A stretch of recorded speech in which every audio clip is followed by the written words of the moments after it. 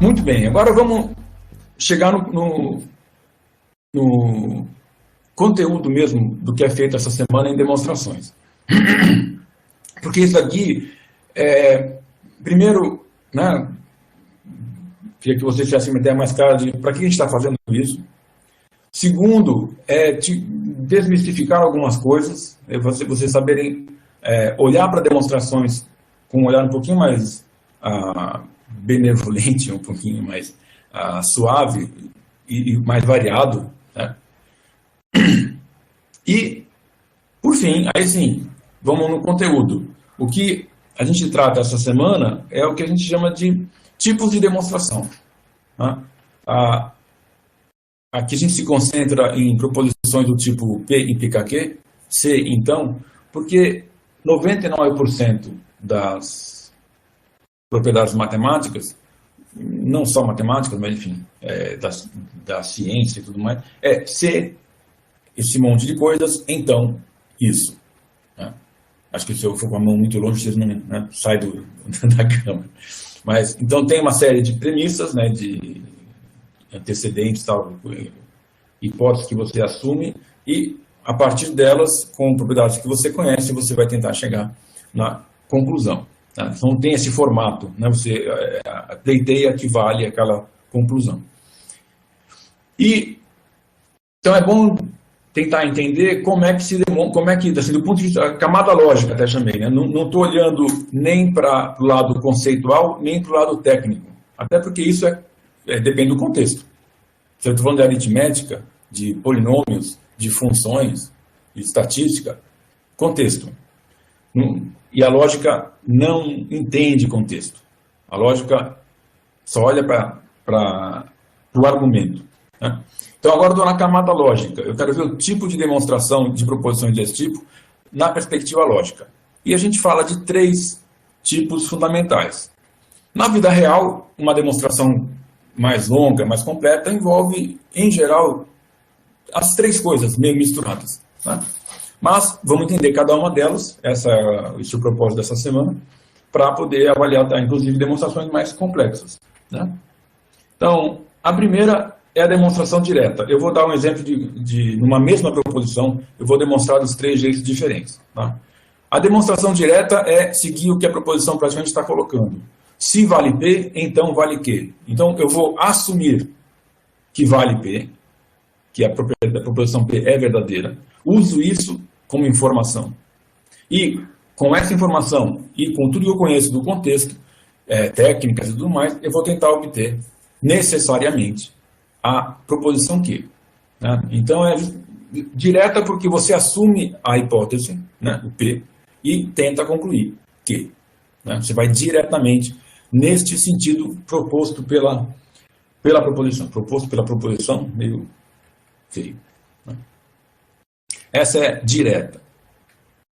Contrapositiva, todas as demonstrações são equivalentes, evidentemente. Né? Só que, às vezes, uma é mais fácil do que outra, às vezes uma é possível e a outra você não consegue dar conta daquele jeito. Enfim. A contrapositiva leva em consideração que essas 2 proposições são equivalentes. Isso aqui não parece, mas é sinal de negação.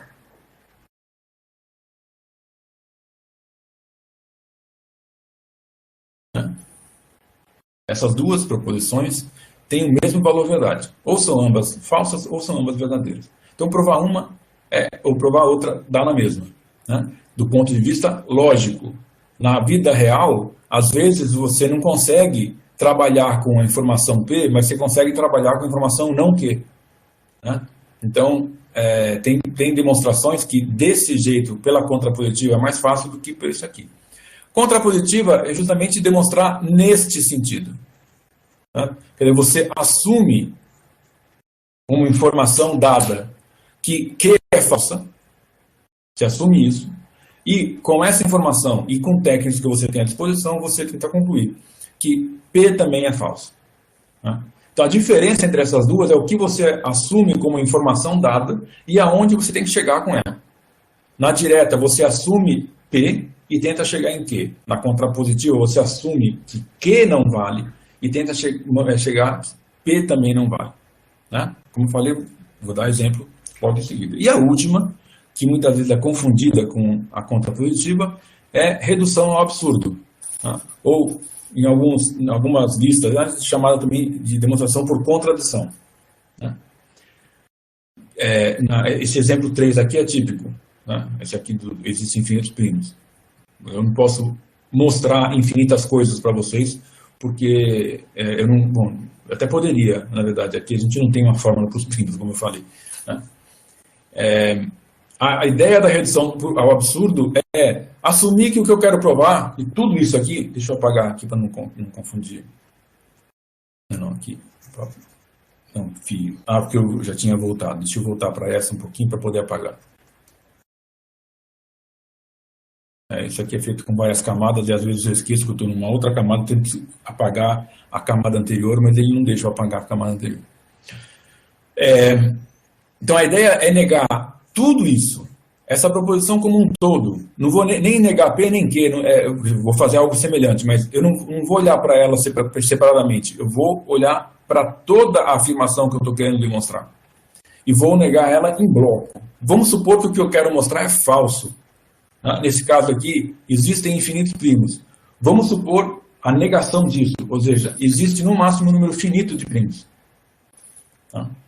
E aí eu vou desenvolver, com essa informação e com as técnicas que eu tenho à disposição, tentar chegar numa contradição. Contradição são ou duas informações que se contradizem, né? Tipo, n é maior que 3 e n é menor que 3, né? São duas incompatíveis, ou sei lá, 0 igual a 1, né, que contraria a aritmética, algum tipo de contradição, que contradiz todo o corpo de conhecimento que você tem. Né? Essa é a ideia da redução ao absurdo. Então, aqui, posso até apagar isso aqui.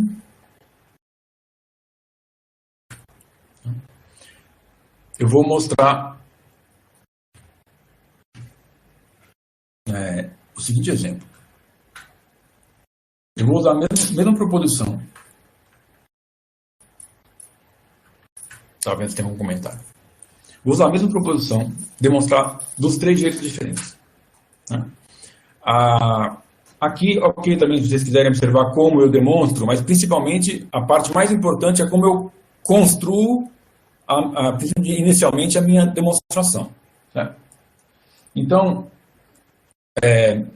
a proposição é, se o produto de 2 números, vamos assumir que A e B são inteiros, tá? Eu estou omitindo aqui quantificadores, né? Porque não quero distrair. Eles estão embutidos, tá?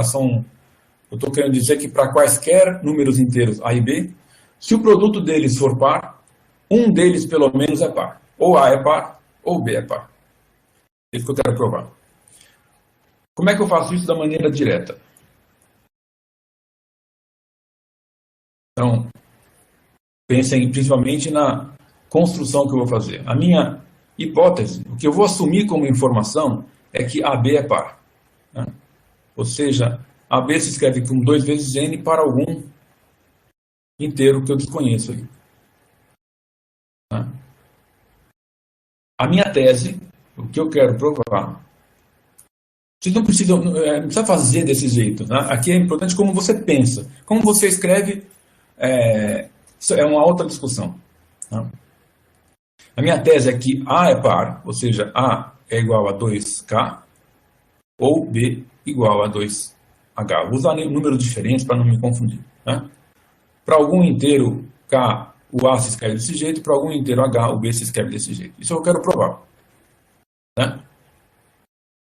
Aí, já está estruturada a demonstração direta. Certo? Então, agora eu vou usar ferramentas para conseguir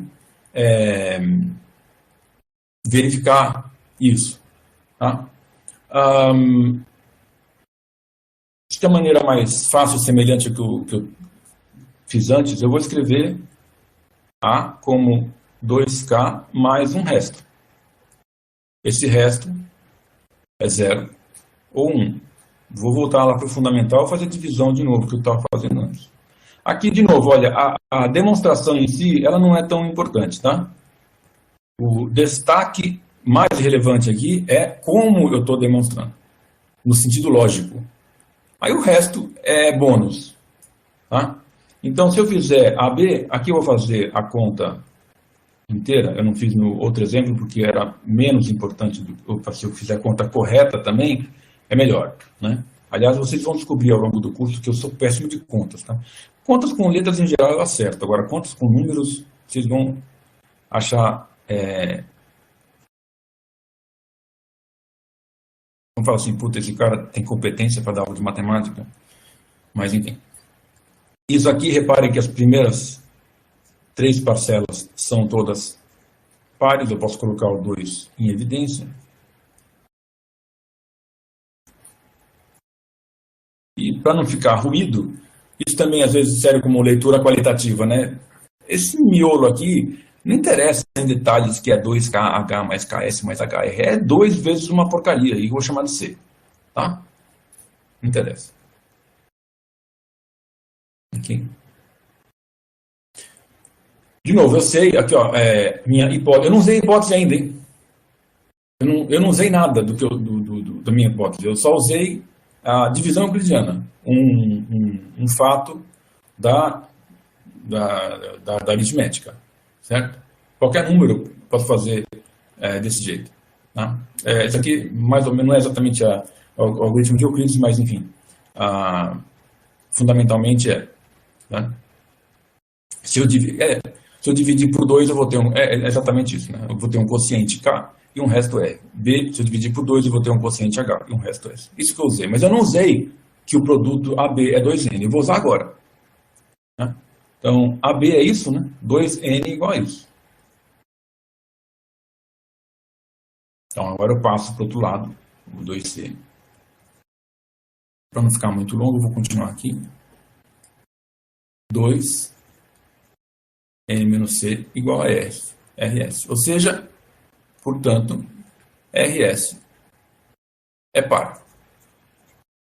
Tá? Mas o que é RS? RS pode ser RS ou é 0 ou 1. Né? Se eu multiplicar um desses dois por um desses dois, 0 vezes 0, 0 vezes 1, 1 vezes 0, 1 vezes 1. Né? Isso aqui está fora. Né? Então, RS tem que ser 0, porque eu sei que ele é par.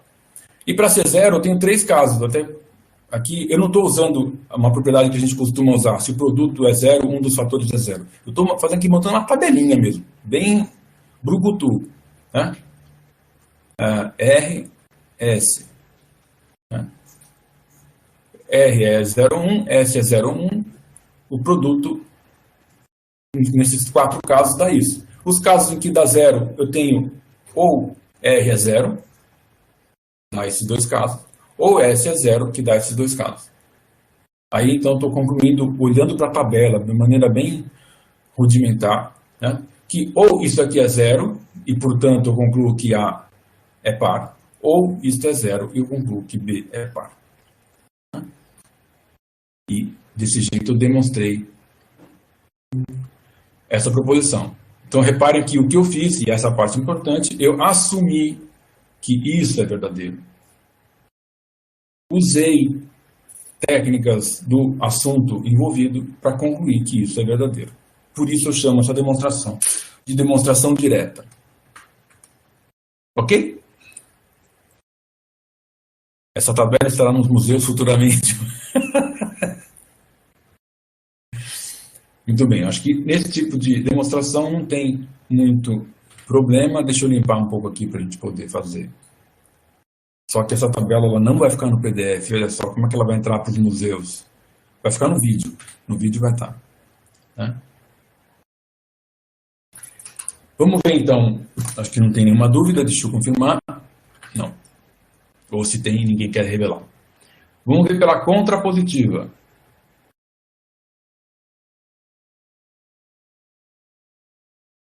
O que eu faço na contrapositiva, a minha hipótese, o que eu vou assumir como informação é que o consequente aqui, a conclusão que eu quero chegar na proposição original é falsa. A é ímpar. Como vocês estão vendo, eu estou omitindo o verbo, né? A, B é par, eu não escrevi, A é par, mas assim, só para ficar olhando só para a informação. Né? E, B é ímpar. Né? Isso eu vou assumir como informação. A e B são dois números ímpares, os dois são ímpares. Essa é a negação do que está em cima, aqui, dessa daqui. E eu vou colocar como objetivo, que eu quero demonstrar, a tese, a negação deste cara. Né? AB não é par. Também conhecido como AB é ímpar. Então, agora eu vou partir da informação que A e B são ímpares e vou concluir que AB também é ímpar. Nesse caso, é uma conta imediata. Agora, a demonstração assim, é bem leitura mesmo. Né? Ela é mais simples do que aquela que eu acabei de fazer. Né? Como é que eu faço, então? A é ímpar, ímpar significa isso. Eu não estou tentando provar aí, né? Isso aqui é a informação que eu tenho, né? Para algum K. Isso significa ser ímpar. É isso que significa. Caramba, para algum... Eu estou doido, perdão. Para algum K. Ai. E a outra informação que eu tenho, B é ímpar. Aqui é um E, né? Então, as duas coisas são verdadeiras. E B, então, também se escreve de maneira semelhante para algum H. Aí eu vou lá e faço o produto. Quero saber se o AB também é ímpar, eu faço o produto desse aqui. Vamos colocar, o produto. E observar que, de fato, eu escrevo isso como 2 vezes um número inteiro mais 1. Né? De novo, uma leitura qualitativa, eu leio assim, mais simples. Essa bagunça toda só me interessa que isso aqui é um número inteiro.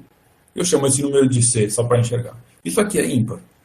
Por definição de ímpar. Significa isso.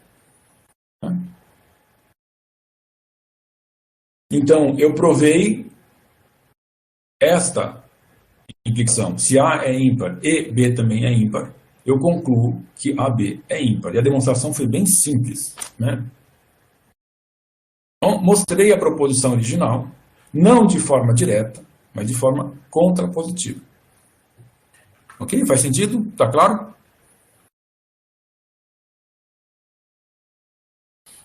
Tá? Eu destaco que o que interessa aqui é a estrutura lógica. Claro que tem demonstrações bestas, né, quase idiotas, de tão simples, e demonstrações absolutamente complexas, difíceis. Então, Isabela, aqui, ela pergunta se a gente vai sempre usar o E na contrapositiva. O que caracteriza a contrapositiva, deixa eu rabiscar aqui, eu tenho, originalmente, eu quero mostrar uma proposição desse tipo, uma implicação, P implica aqui. O que caracteriza a contrapositiva é que eu vou pensar desta forma.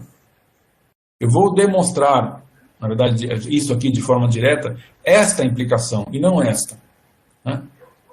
E aí, o que eu fiz ali foi, então, assumir como hipótese a negação de Q e assumir como tese, né, o que eu quero chegar, a negação de P.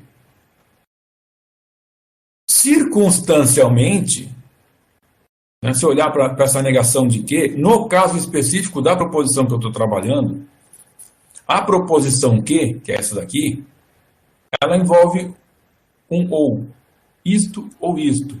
E por este motivo, na negação, aparece o E. Mas isso é circunstancial. Tá? Se aqui a proposição fosse A é primo,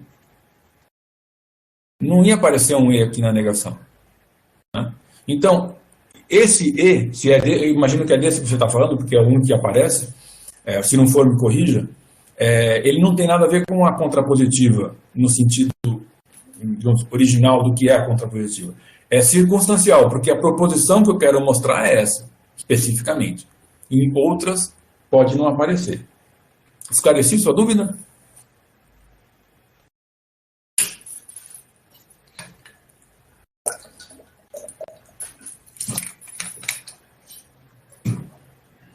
Esperando ela digitar. Enquanto ela vai digitando, isso, a proposição original, aquela a que, olhando só a proposição que é uma coisa ou outra. A negação disso é que então não vale uma coisa e não vale tampouco a outra. Né? Então, aproveitando, reparem que é isso que eu quero dizer, a gente tem que olhar diferentes camadas. Quando eu estou falando de contrapositiva, eu estou olhando só para a camada lógica, né? Não interessa o conteúdo envolvido, né? Não interessa se trata de números, se trata de triângulos, né? Trata de qualquer... Não interessa. Eu falo contrapositivo, eu estou falando da estrutura lógica, né? Na hora de escrever isso e de pensar sobre isso, de ter ideias sobre isso, aí eu olho para o contexto. Aí sim, a proposição que tem que negar é essa.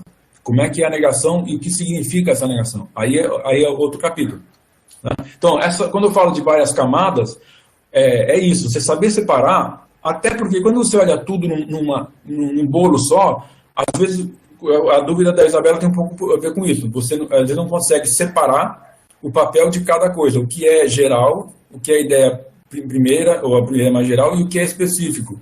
Então, exercitar essa leitura em camadas é muito importante. Quando você acostuma com isso, não é uma promessa falsa, não. Muita coisa, não tudo, mas muita coisa fica mais fácil. Aqui veio um aviso que foi detectada perda na sua conexão. Vocês continuam me ouvindo? Teve alguma interrupção?